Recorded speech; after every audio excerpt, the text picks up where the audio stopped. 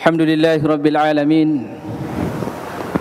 نحمده حمدا كثيرا طيبا مباركا فيه حمدا يليق بجلاله الكريم وعظيم سلطانه حمدا يليق بأسمائه الحسنى وصفاته العلى حمدا كما يحب ربنا ويرضى أشهد أن لا إله إلا الله وأشهد أن محمدا عبده ورسوله وخليله وصفيه اتخذه الله خليلا كما اتخذ الله جل شأنه في علاه إبراهيم خليلا عليه وعلى الأنبياء أجمعين أفضل الصلاة وأزكى التسليم وعلى آله وأصحابه ومن تبعهم بإحسان إلى يوم الدين نسأل الله سبحانه جل وعلا أن يجعلنا تحت قوله والذين جاءوا من بعدهم يقولون ربنا اغفر لنا ولإخواننا الذين سبقونا بالإيمان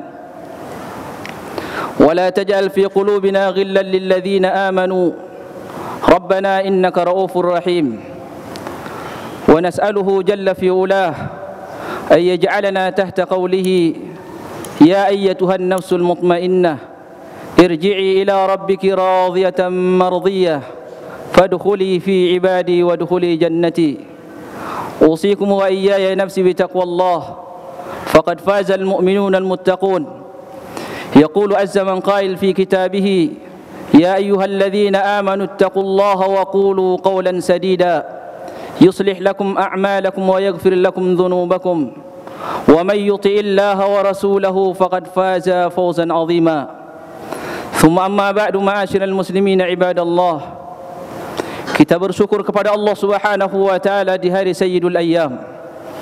Dikumpulkan kita oleh Allah Subhanahu wa taala di tempat yang sangat mulia dalam rangka untuk melaksanakan satu ibadah yang mulia. Kita berharap kepada Allah Subhanahu wa taala semoga Allah memberikan kepada kita pahala yang mulia sebagaimana Allah kumpulkan kita di tempat yang mulia ini. Kita berharap Allah Subhanahu wa taala mengumpulkan kita di hari kiamat di tempat yang lebih mulia bersama hamba-hamba Allah yang Allah muliakan. Salawat dan salam semoga tercurah buat baginda Rasulullah, keluarga beliau, para sahabat dan seluruh umatnya yang senantiasa berusaha mengikuti jejak beliau dari yang terkecil sampai yang terbesar. Wasiat yang paling berharga dari seorang muslim untuk saudaranya adalah wasiat taqwa. Maka ma'asyiral muslimin ibadallah, mari bersama-sama kita meningkatkan takwa kepada Allah Subhanahu wa taala dengan menjalankan seluruh perintahnya dan menjauhi seluruh larangannya. Ma'asyiral muslimin ibadallah, Allah Subhanahu wa taala telah menjanjikan di dalam Al-Qur'anul Karim bahwa Allah Subhanahu wa taala ketika menurunkan Al-Qur'an, Allah menjamin keutuhan Al-Quran itu syariatnya utuh sampai hari kiamat, hari di mana Allah menentukan Allah mengangkat Al-Quran. Namun ibadallah, Allah Subhanahu wa taala tidak menjamin isi Al-Quran itu akan senantiasa utuh diamalkan oleh seluruh umat Islam mulai dari generasi sahabat sampai akhir kiamat. Allah Subhanahu wa taala hanya menjamin bahwa syariat Islam itu tidak akan berkurang sampai hari ditetapkan di mana Allah Subhanahu wa taala akan mengangkat Al-Qur'an sehingga tidak ada tersisa satu huruf pun di mushaf dan sampai mereka yang hafal Quran akan hilang. Begitulah Nabi kita Muhammad sallallahu alaihi wasallam mengabarkan. Maka ma'asyiral muslimin ibadallah, saat ini apabila kita melihat banyak syariat Islam yang mungkin kita baru tahu atau banyak syariat Islam yang asing bagi kita, bukan berarti syariat itu sesuatu yang baru. Semua ajaran Islam ini semua utuh di dalam Al-Quran dan semuanya ada dijelaskan di dalam sunnah Nabi SAW. Namun kenapa sebagian umat Islam ini merasa asing dengan sebagian ajarannya sendiri? Karena sesungguhnya ibadallah, Islam itu akan terasa asing bukan karena dia hilang, tapi Islam itu tidak ada orang yang bisa mengamalkan secara sempurna. Banyak ajaran syariat Islam itu ditinggalkan oleh umat Islam itu sendiri. Saat ini ibadallah, sering kita dengar, bahkan mungkin kita termasuk di dalamnya, sering kita mendengar ada pengumuman atau ada iklan cara mendidik anak sesuai sunnah Nabi. Kemudian di tempat yang lain juga sama. Semua pengasuh lembaga, para orang tua mengeluhkan bagaimana cara mendidik anak. Ma'asyiral muslimin ibadallah, bukan metode pendidikannya yang hilang. Metode pendidikan itu lengkap. Tapi kita ini kehilangan apa yang disebut dengan qudwah. Siapa di antara kita yang sanggup mengamalkan Islam itu secara utuh? Kita sekarang ini bukan kehilangan ajaran Al-Quran, dalilnya lengkap, hadisnya lengkap. Tapi umat Islam ini tidak sanggup untuk mengamalkannya. Coba kita tanya diri kita, berapa persen syariat Islam yang Allah turunkan yang bisa kita amalkan walau sekali seumur hidup kita? Berapa persen ibadallah? Pentingnya dan urgennya sebuah contoh di tengah keluarga, di tengah masyarakat. Allah Subhanahu wa ta'ala menurunkan Al-Quran dengan bahasa Arab. Diturunkan kepada bangsa Quraisy, bangsa yang paling fasih bahasa Arabnya. Bahkan ketika Al-Quran dikumpulkan di zaman Utsman bin Affan, Utsman mengatakan, apabila kalian berselisih dengan Zaid bin Thabit dan dia orang Ansar, dan kalian 3 orang itu orang Quraisy, kalian berselisih di dalam bacaan Quran, tulis dengan bahasa Quraisy dan tinggalkan bahasa Zaid bin Thabit. Diturunkan Al-Quran kepada bangsa Quraisy dengan bahasa Arab, bahasa mereka.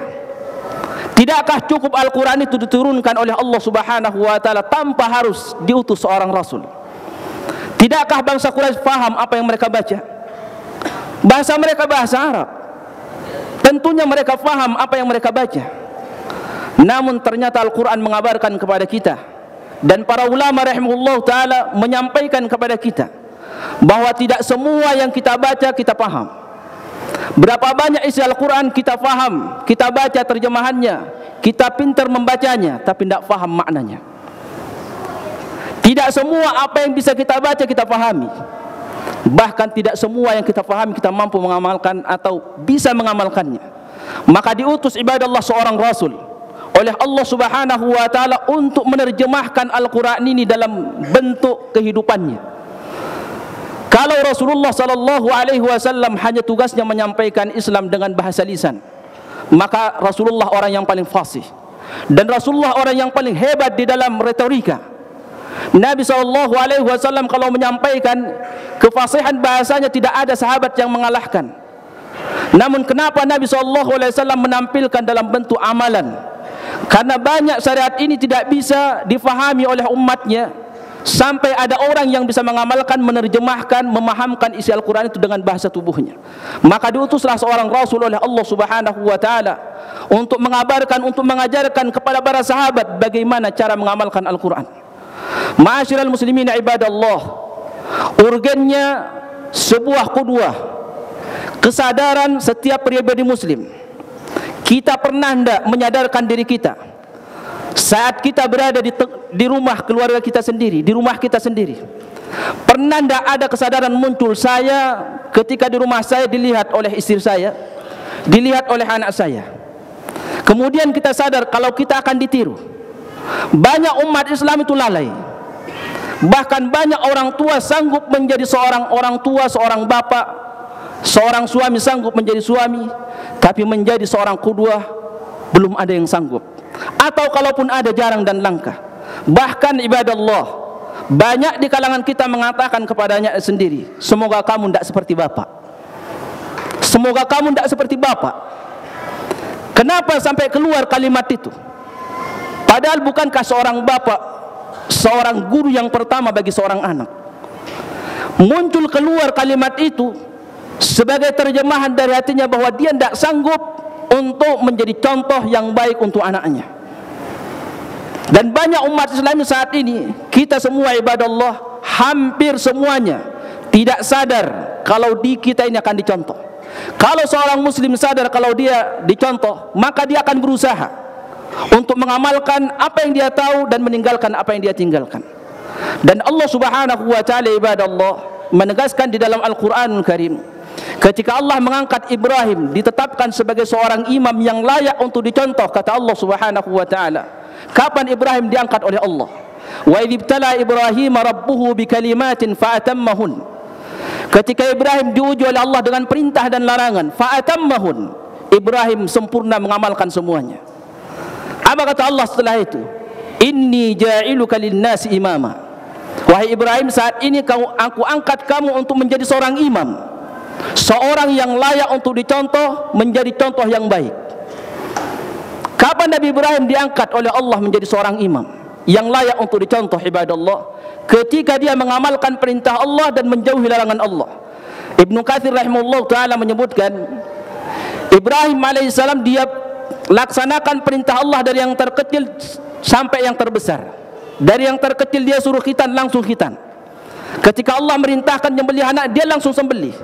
Setelah itu semua sempurna perintah Allah dia laksanakan. Allah mengatakan, inni ja'iluka lin-nasi imama.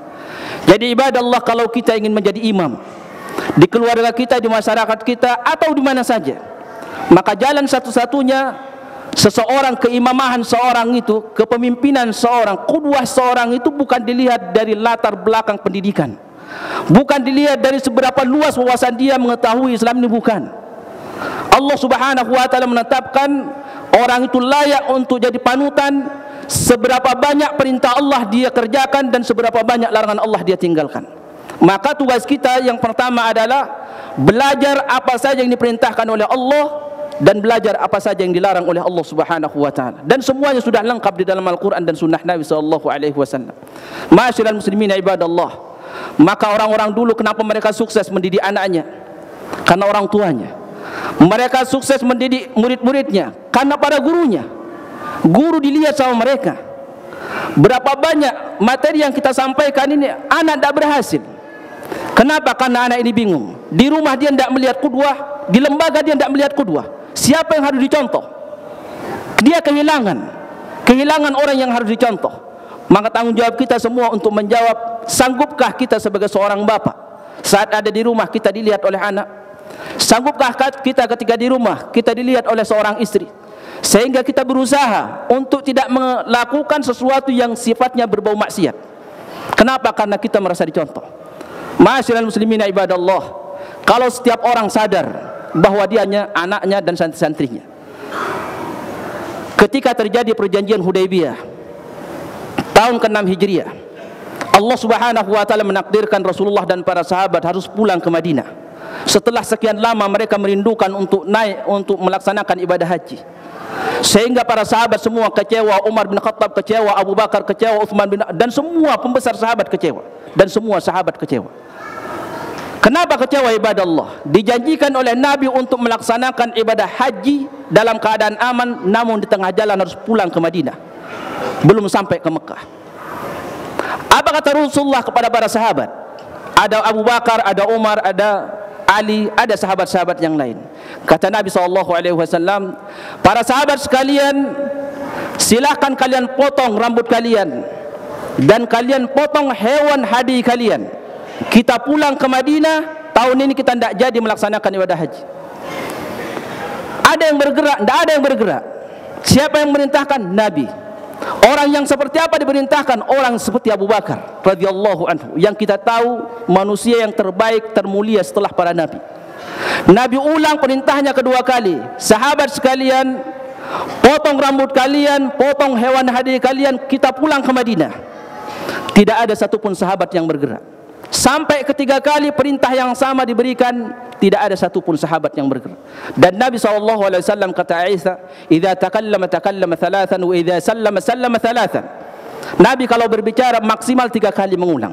Kalau dia salam maksimal 3 kali. Setelah 3 kali tidak ada respon, maka Nabi akan diam. Apa yang dilakukan oleh Rasulullah? Nabi masuk ke tenda Ummu Salamah. Dari raut wajahnya dilihat dan Ummu Salamah faham Nabi lagi marah terhadap para sahabat. Kata Ummu Salamah radhiyallahu anha, ma yubghiduka ya Rasulullah? Apa yang membuat kau marah wahai Rasulullah? Kata Nabi, bagaimana saya tidak marah? 3 kali saya perintahkan sahabat potong rambut, potong hewan, tidak ada satupun yang melaksanakan. Ummu Salamah cerdas. Kata Ummu Salamah, ya Rasulullah, maukah kamu para sahabat akan melakukan apa yang kamu inginkan? Tentu, itu yang saya inginkan. Kata Ummu Salamah, "Ya Rasulullah, kamu keluar dari tenda ini, dari kemah ini kamu keluar, kamu temui para sahabat, tidak usah ngomong satu kalimat pun. Kamu panggil tukang cukur kamu, pemotong rambut kamu, kemudian kamu sembelih hewan hadiah kamu. Saya yakin," kata Ummu Salamah, "semua para sahabat tanpa kamu perintah akan melakukan hal yang sama." Benar. Nabi keluar dari kemahnya, kemudian dia potong rambutnya, dia potong hewan hadiahnya. Dilihat oleh para sahabat. Semua para sahabat berdesak-desakan sampai mereka hampir bunuh-bunuhan. Saking desak-desakannya mereka potong rambut, kemudian potong hewan hadiah mereka. Pertanyaannya, ibadah Allah, apa perbedaan perintah pertama sama yang kedua? Kok responnya begitu berbeda? Yang pertama yang memerintahkan Nabi, yang diperintahkan orang seperti Abu Bakar. Yang kedua yang melakukan Nabi, yang mengamalkan orang seperti Abu Bakar. Yang pertama Nabi menyampaikan lewat lisan, bahasa lisan. Yang kedua Rasulullah mengamalkan lewat bahasa tubuh yang disebut dengan qudwah, uswah. Seseorang itu akan malu ketika melihat bapaknya mengamalkan suatu amalan soleh, kemudian dia tidak mengamalkan, dia malu. Itu lebih besar pengaruhnya daripada seorang itu cuma komat kamit mulutnya memerintahkan anaknya. Begitu juga seorang pengajar. Seorang pengajar itu akan capek untuk berbicara mendidik anaknya kalau dia tidak sanggup untuk mengamalkan apa yang dia sampaikan. Maka ma'asyiral muslimin ibadallah, kita sebagai seorang muslim jangan sampai krisis qudwah ini kita tunjukkan kemudian kita tuduhkan kepada orang lain. Ini tanggung jawab ustaz, tanggung jawab dai. Tidak. Katakan seperti apa yang dikatakan oleh Abu Bakar. Semua kita harus merasa bertanggung jawab untuk menjadi contoh yang terbaik kapan dan dimanapun kita berada. Barakallahu li wa lakum fil Qur'an.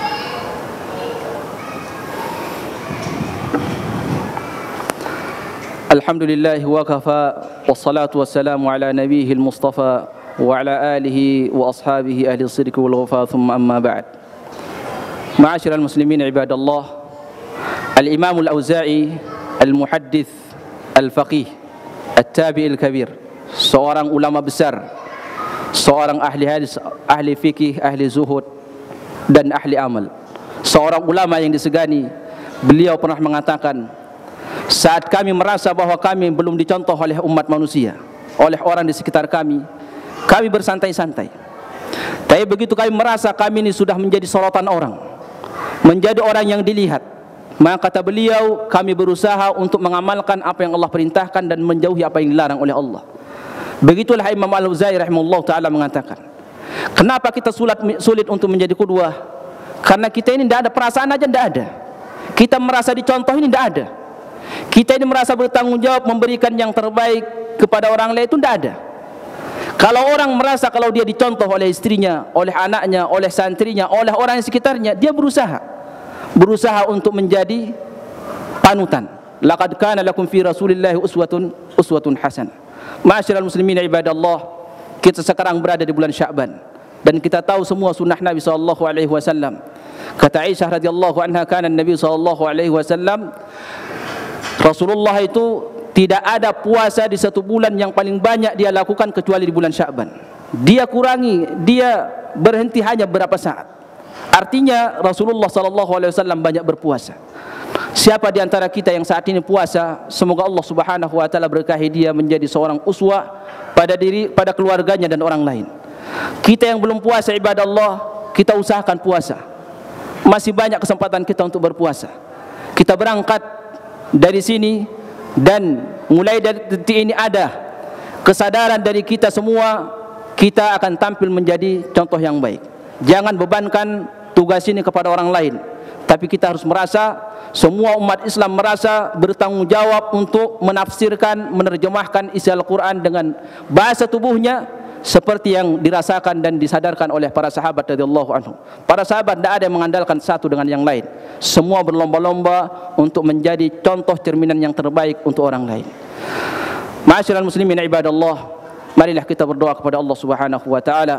Semoga Allah Subhanahu wa taala menjadikan kita sebagai qudwah, panutan yang terbaik minimal untuk keluarga kita. Syukur-syukur kalau sampai kita ini contoh dan tauladan yang baik untuk keluarga kita dan orang banyak. ربنا ظلمنا أنفسنا وإن لم تغفر لنا وترحمنا لنكونن من الخاسرين اللهم اغفر للمؤمنين والمؤمنات والمسلمين والمسلمات الأحياء منهم والأموات إنك سميع قريب مجيب الدعوات يا قاضي الحاجات ربنا هب لنا من أزواجنا وذرياتنا قرة أعين واجعلنا للمتقين إماما واجعلنا للمتقين إماما ربنا آتنا في الدنيا حسنة وفي الآخرة حسنة وقنا عذاب النار أقيموا الصلاة.